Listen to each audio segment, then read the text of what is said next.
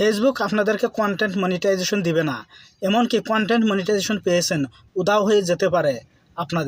আপনাদের প্রোফাইল বা পেজে এমন একটা জায়গায় যদি ভিডিও জমা হয়ে থাকে তাহলে কন্টেন্ট মনিটাইজেশন পাবেন না, এবং কন্টেন্ট মনিটাইজেশন পেয়ে থাকলে উধাও হয়ে যাবে।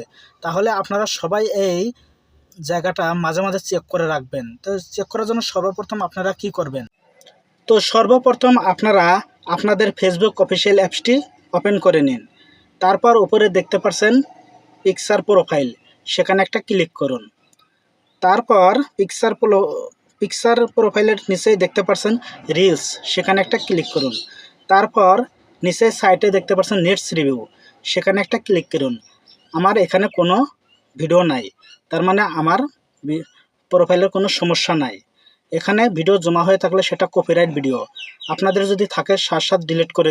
আর এই রকমের সঠিক গুরুত্বপূর্ণ টিপস পেতে হলে আমাকে ফলো করে রাখুন।